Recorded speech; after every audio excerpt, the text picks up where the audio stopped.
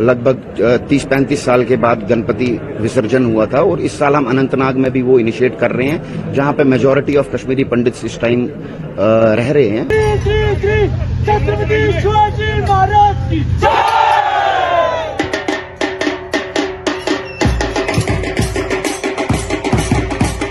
जब से उन्होंने आर्टिकल 335 और आर्टिकल 1 रिमूव किया है इंडियन गवर्नमेंट ने, सेंट्रल गवर्नमेंट ने, मैम तब से वो क्या कह रहे हैं कि कश्मीर में एक तो बाहर से जो नॉन कश्मीरिट्स थे उनको लेकर आ रहे हैं, ठीक है, और दूसरा ये कि मैम वहाँ पे डिफरेंट प्रोजेक्ट्स आ रहे हैं। अब लाइकली वहाँ पे इजराइल अगर देख रहे हैं तो वो इन्वेस्ट कर रहा है। Pune's Ganesh Utsav has not been restricted to only Pune. It's been celebrated all over India as well as global. So why can this Ganesh Utsav not be celebrated in Kashmir? वो जो कश्मीरियों को जो हमने ख्वाब दिखाए थे, वो ख्वाब उस तरह हम पूरे नहीं कर सके, वो सारा कुछ हम नहीं दे सके उनको जो हमें उनको देना चाहिए था।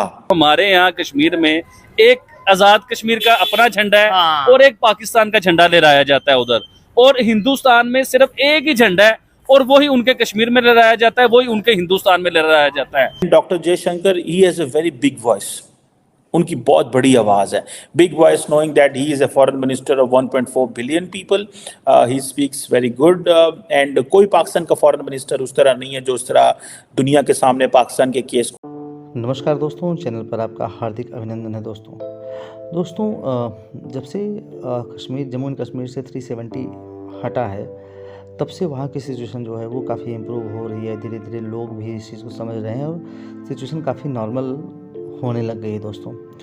तो अब क्या हुआ है कि वहाँ के लोग जो है हर फेस्टिवल को ओपनली सेलिब्रेट करते हैं, क्योंकि जो पहले जो लोग थे वो काफ़ी दबे हुए थे। वो उनको लगता था अगर मैंने कोई फेस्टिवल सेलिब्रेट किया शायद हम पर अटैक ना हो जाए, हमें कोई मार न दे।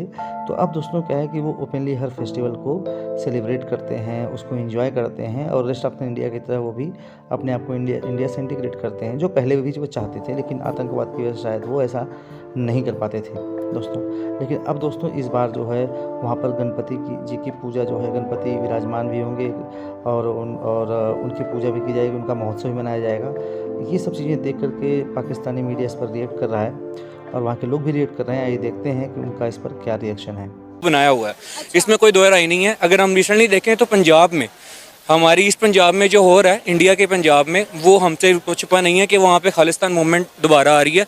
और मकबूजा कश्मीर की मूवमेंट जो थी वो तो 1980s से आप कह लें कि जब मतलब ये हुर्रियत वाले आए तब से तो वो पीक पर है ना।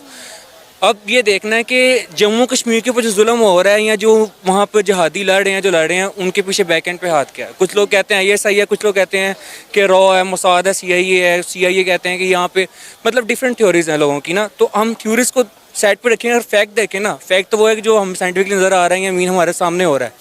तो हमें नज़र आ रहा है कि इंडिया उस कश्मीर को अपना प्रॉपरली एक पार्ट लेके आ रहा है। उन्होंने लद्दाख, नॉट ए कश्मीर, उन्होंने लद्दाख में जो कि LAC के साथ है, वहाँ पर उन्होंने डेवलपमेंट स्टार्ट की है। कश्मीर तो पीछे रह जाता है।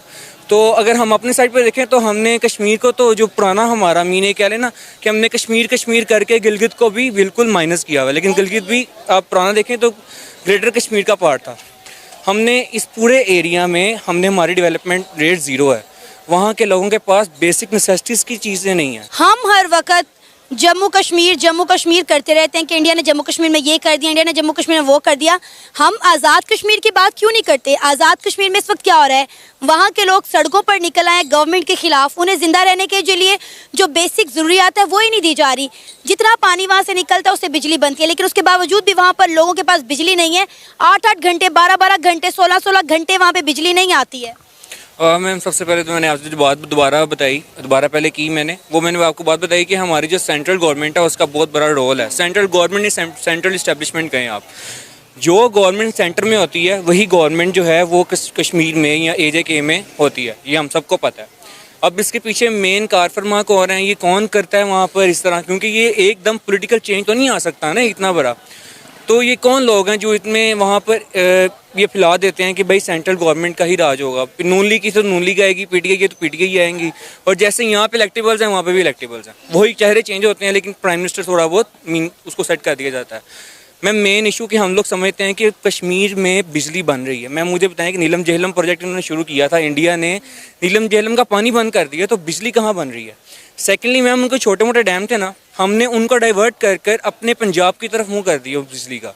अब वहाँ पर यही तो बात है कि अब बगावत की आवाज़ें वहाँ नहीं उठेंगी। अगर पाकिस्तान के अंदर से उठ रही हैं तो फिर आप क्या समझते हैं कि जो पाकिस्तान का हम कहते हैं कि पार्ट है, लेकिन हमने उसको अलग गवर्नमेंट दी है, अलग स्टेट का, पाकिस्तान स्टेट से हट कर हमने उसको एक दर्जा दिया हुआ है। फौज हमारी है, वहाँ पर सब कुछ हमारा है, लेकिन मैम उनके पास ना गवर्नमेंट करने के राइट्स हैं, डेमोक्रेसी वहाँ कहीं भी नहीं है। बहुत दिल में पीड़ा होती है बोलते हुए, बहुत खून के आंसू रोए हैं सिर्फ ये सोच सोच के कि वी डिड नथिंग।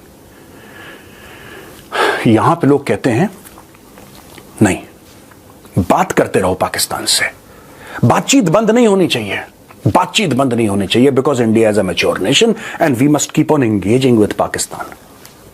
यहां पे कई लोगों की यह भी दिमागी बीमारी आज की तारीख में भी है दोस्तों कि a strong and stable Pakistan is in India's favour. एक मजबूत और स्थिर पाकिस्तान भारत के फायदे में है।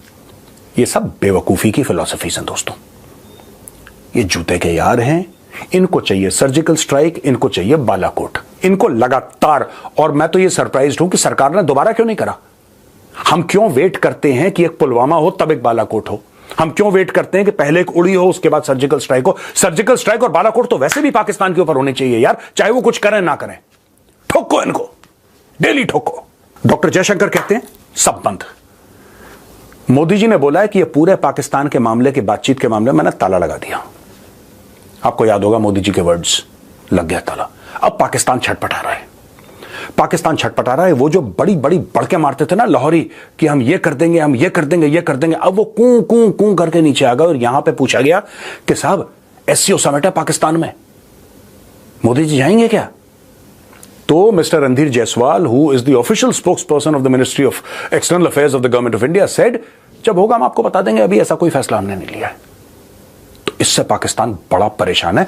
और यहां पे दोस्तों भारत के अंदर एक लॉबी है जो उससे ज्यादा परेशान है यार, उससे कहीं ज्यादा परेशान वो लॉबी है।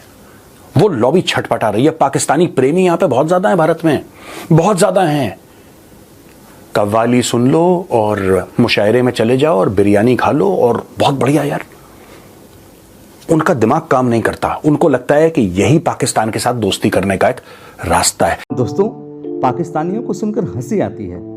कहाँ से आते हैं ऐसे लोग? ऐसा लगता है ये लोग हमारे गोले के नहीं हैं, किसी और गोले से आए हैं।